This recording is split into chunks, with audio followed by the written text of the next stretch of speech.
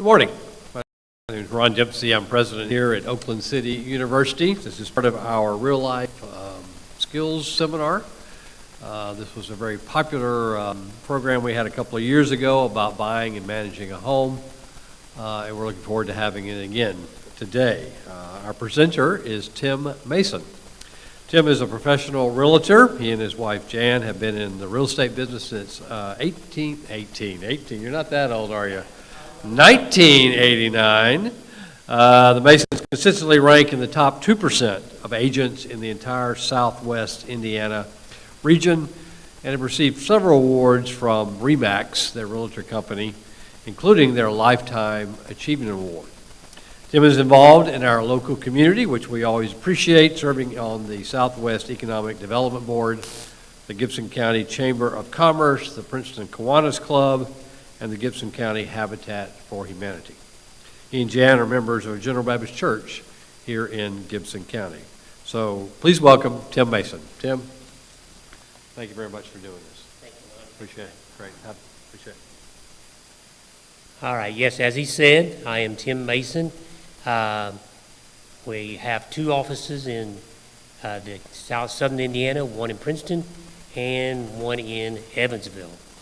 But I do appreciate getting the chance to give this presentation, and I just want to kind of go through the steps that it takes to buy a home, and also the responsibilities once you have that home of what you have to do. So, to keep that home in good shape. So, anybody that's thinking about buying a home or is buying a home, has bought a home before, things do change, but the basics stay the same. And the main thing, number one thing that you have to do is be approved with your lender. Some people can buy it with cash, most cannot, and so the lender must pre-approve you. And what that is, it shows you your debt, your income to debt ratio, to see what kind of credit score you have, and also to see what amount of money you have to buy a home with. And that's all done with this lender pre-approval.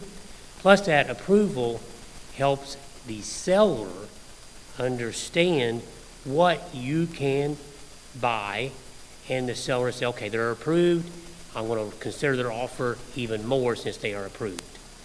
And so pre-approval is your number one step. But right below that would be your buyer consultation. And that is where you introduce yourself to a realtor that works in the area that you would like to buy a property. And so you get together, you talk about, okay, here's what I want. I want 3 bedroom, 2 bath, 2,000 square feet, whatever it may be. I want an acre. I want a half an acre. What do you have available? And then the realtor will then take that information and start the process of helping you buy that home, find that home that you want to purchase. So that is crucial in the process. And also at that time, back in July 2024, the state of Indiana, if you're from Indiana, and this is when it came in, but the entire country now has what's called a buyer's agency agreement. And what that means is you have an agreement with that realtor to help you find a home. And they'll go through what are the steps of it, and that's something that has to be signed now, that has to be signed before you can go start searching and looking through homes. So that's called the buyer's agency agreement. If you've not heard of that, that means you probably haven't looked for a couple years for a house, but you will the next time you go looking for a house. And so it's a very important document, and mainly because it is legal documents that the entire country is under now. It is a federal law. So number 3, you start the home search. So the home search is where it really gets exciting for you, and you start looking, you start dreaming. You got this what you want. You're looking at houses, and you're like, okay, this one works. No, this one doesn't work. And the realtor is going to be helping you decide, okay, that fits your needs or doesn't fit your needs, but it's ultimately your choice of which house you end up buying. And so once you're out there looking, then you can start really getting a feel for it. You may decide, I don't really need 5 acres, or whatever you said. Maybe I only need 1 acre. Maybe I only need a lot that's 100 by 125. So then you narrow down that search. And so you will get to know your realtor very well there. But the realtor's there to help you through the whole process. And they will help you and help you understand what's going on. And so you got to be comfortable with the realtor that you choose. You got to be compatible, and sometimes you're not. So that is the main thing, is be compatible with your realtor. Okay, so you've looked at 25 houses, which is probably not what you're going to look at because there's not that many on the market, but I mean, as far as at any time that fits your criteria. So you're going to look at several, and you're going to say, okay, this is the one we want to buy. So then you start what's called the offer process. Okay, you either do this on the phone with your realtor or you meet at them in person and you go through, okay, this is the house I want to buy. Here's how much I want to offer for the house. And so therefore you start putting all that together, and my phone is ringing. I'll turn it on silent. So you put all that together and you come up with your entire thing that you're making an offer. It's a 6-page document that covers everything that you are wanting to do, and you're subject to financing, subject to inspections and so forth, which we'll get to it in a minute. So you make that offer, and on your behalf, the realtor takes it to the seller. And the seller then will decide if they like your offer. Or they may make a counteroffer, which is called the negotiation process. So the negotiation process can take one counter and you take it. They may take your offer as is written.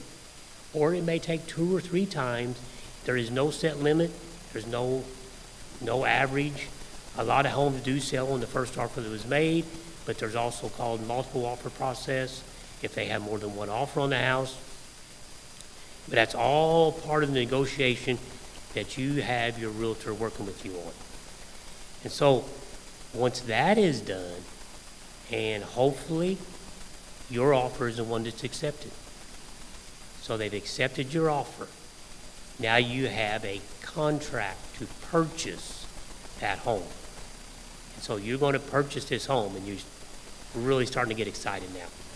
So with that excitement, okay, you let then your realtor work with the lender, which you're already working with a lender because you've been pre-approved. And so you start getting things done. And you have, at that same time, you have an earnest money deposit that you put down on this house. Also sometimes called good faith money. So the good faith money, it says, I want to buy this house, and to prove I want to buy it, here is my deposit. And the real estate company will keep that in their escrow account.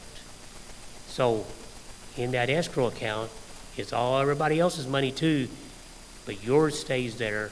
Everybody's got the offers on different houses.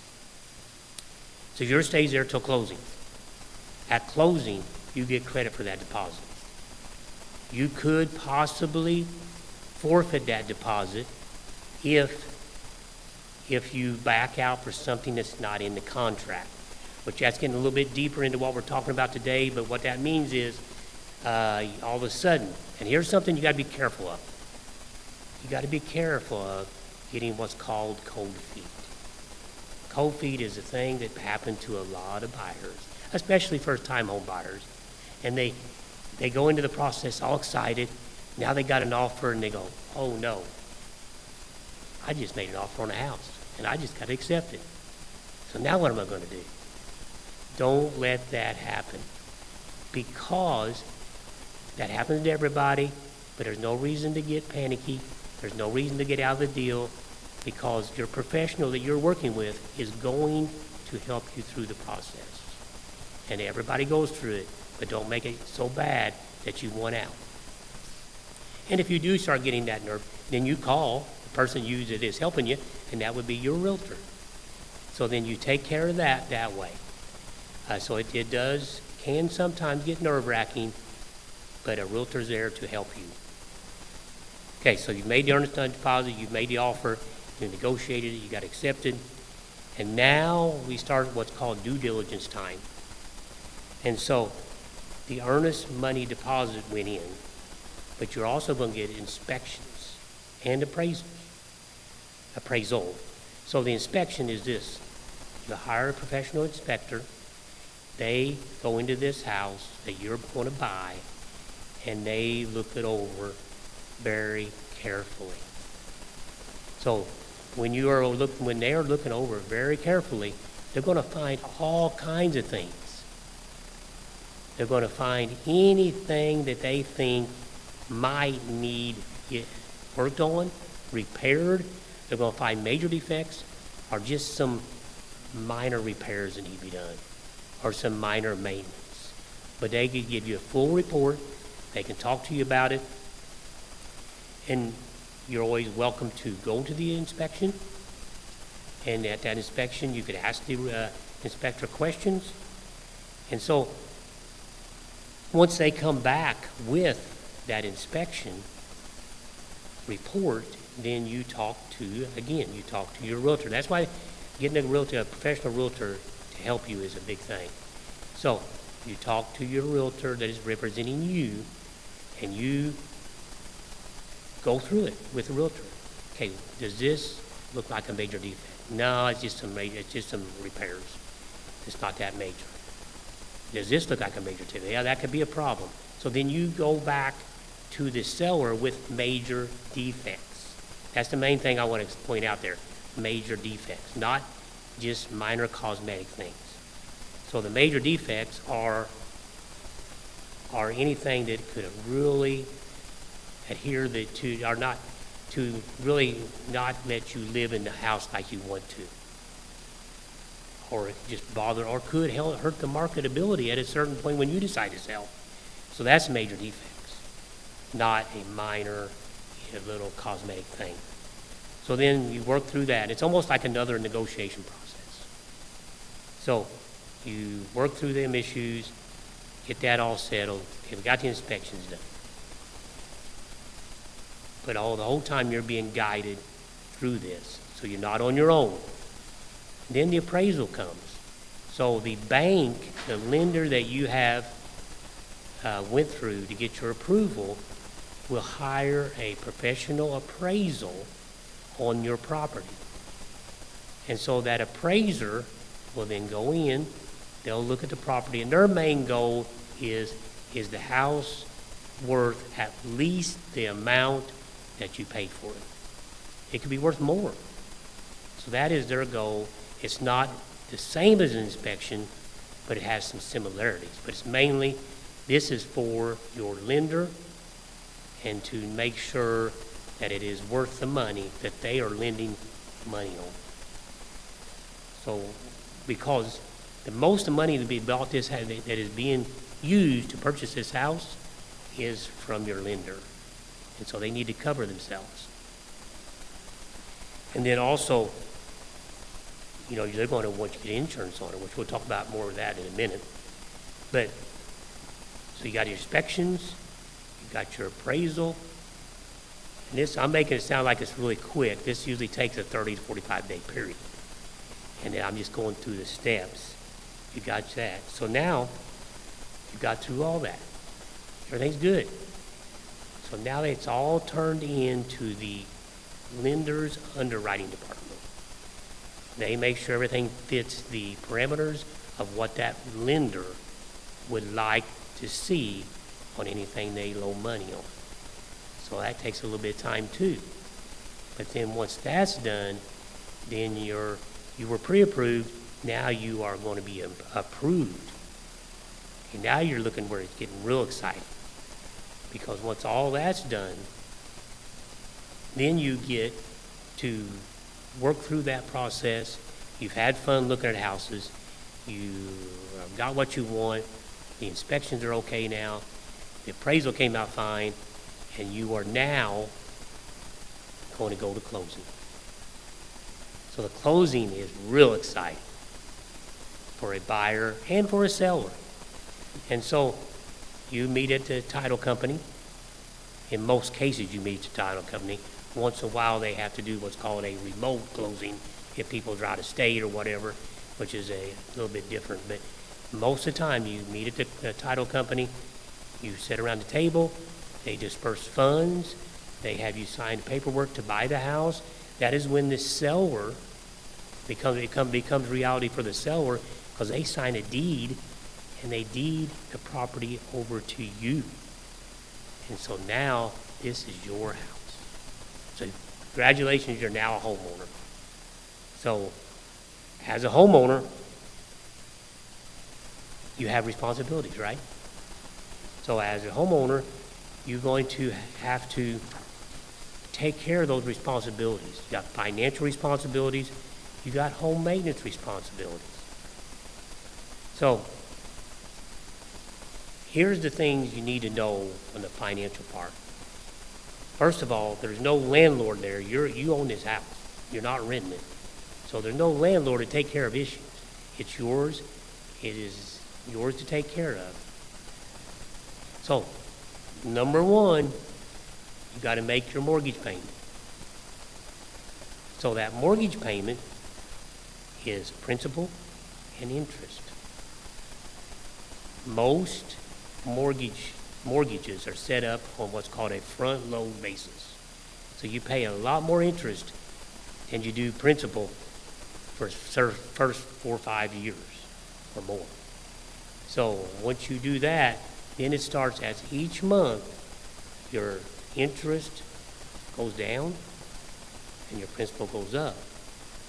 But you pay most of that interest at the front part. So that's called a front-loaded interest payment, and that's mainly what is done. If you don't pay that mortgage payment, something's going to happen. After about 3 months, the bank's going to be sending you letters. They'll actually be sending you letters before that, calling you probably. But at 3 months, they're going to start what's called a foreclosure process. And that foreclosure process can take months. So once that happens, then they go to what's called a sheriff's sale. And you probably have heard foreclosure, you've probably heard sheriff's sale. If you haven't, now you might hear it sometime and remember what it is. But the sheriff's sale is where, the bank is trying to get their money back on this house. Typically, the bank ends up buying it back, and then they have to turn it over and sell it again. So it doesn't mean you are done, because they could still sue you for the money that you left on the table. So that's a whole other process. Owning a home is a great thing. Let me tell you, it's a great thing. But you got to take responsibility for what you do. And so that is on mortgage payment. And guess what? You also get to do property taxes.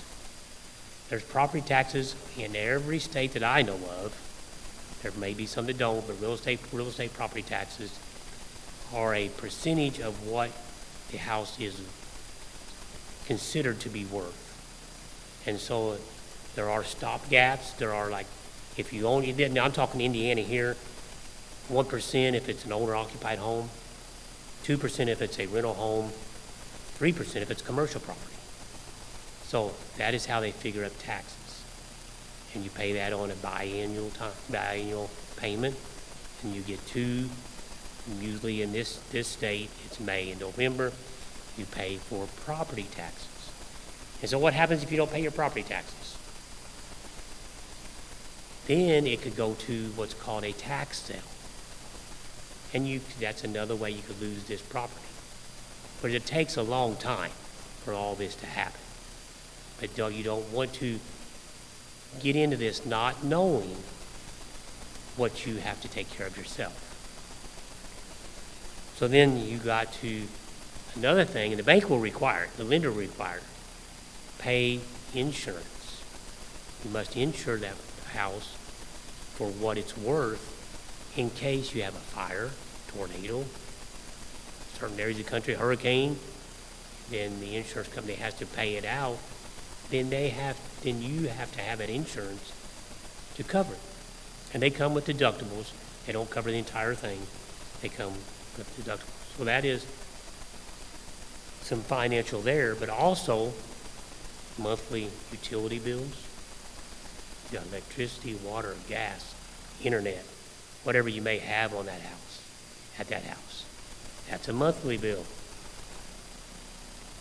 Then routine maintenance. Your furnace goes out. Your furnace goes out and you need to get it fixed. So you call the HVAC guy and he comes out and he fixes it, and then you have to pay him to do it. It's all part of home ownership. It's stuff that people do not think about. Just such as, and we'll talk about some home maintenance here, some routine home maintenance. So, furnace filters. It's kind of a simple deal, but you'd be shocked how many times I go into a house and the furnace filter is just caked. And they haven't replaced it in a long time. You're supposed to do it once a month, maybe once every 2 months. But you don't go too long, because it gets too full, it will shut your furnace down or your air conditioner down. You don't want that. So it's a simple, the furnace filters are cheap. You can buy them at any hardware store. And so that's something to really remember there. Inspecting plumbing. That's a little harder to do, especially if you have a crawl space and not a basement. But you can get under your sinks and everything and just make sure there's no leaks coming from there. That does happen. I see a lot of sinks where they've leaked long enough that they've got rotted out the bottom of the cabinet or so forth. So that is something to do too. You need to make sure that your water is okay, your draining is okay. And then also testing smoke alarms and carbon monoxide alarms. A lot of people don't even do that. They see them sitting there in the hallway or the bedroom or whatever, and they don't even do it. And most of them have a button you push, and that was it. That's a test. And so test your smoke alarm, and I think it is 10 years. Every 10 years you need to replace them whether or not they're working or not. So keep that in mind too. Cleaning gutters regularly. A lot of gutters get full, and you don't even realize. But if you go out there in the rain, you'll see them where they're just going right over top of the gutter because they're so full. And so that's going to cause problems with your home, because that water is going to go right over. It's going to come right down into your foundation, and then it can cause it to go in the basement or the crawl space and cause all kinds of problems. So you definitely need to keep those gutters clean as much as possible. They go out the downspout and out, and so therefore it doesn't cause the issues. So I kind of went through here pretty fast, and so I'm going to open it up for questions. Do we have any questions?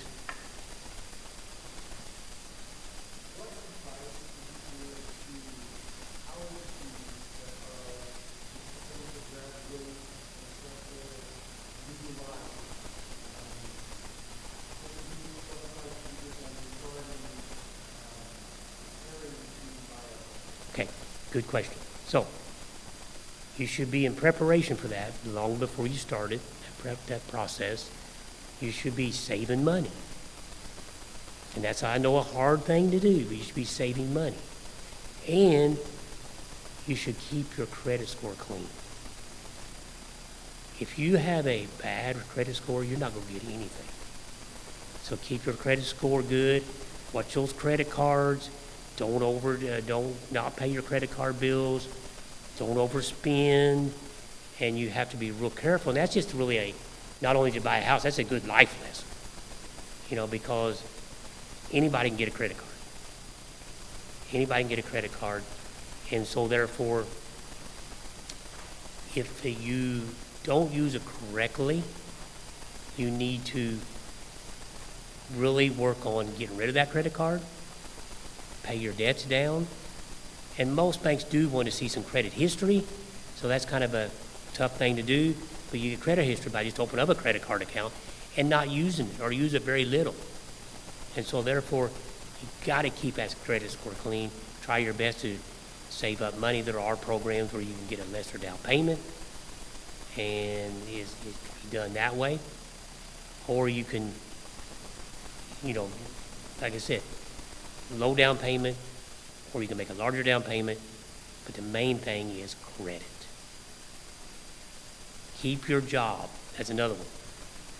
People that hop around to jobs, their credit's not going to be as good with the lender that says, why are you hopping around every year?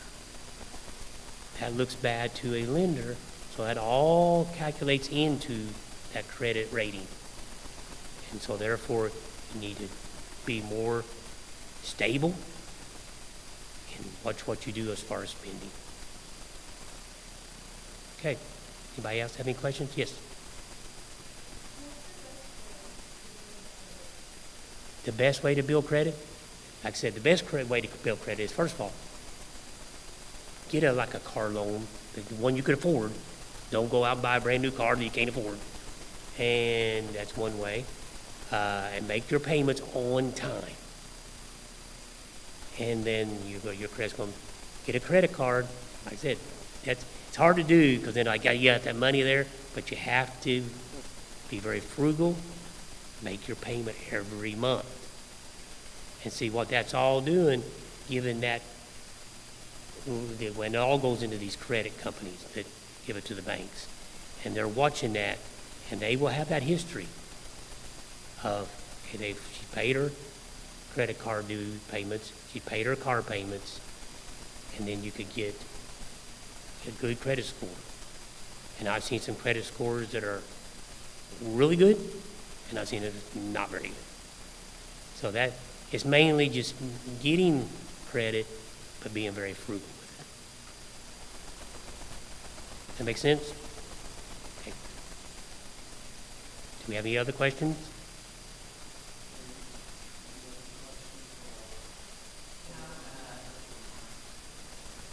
Okay, so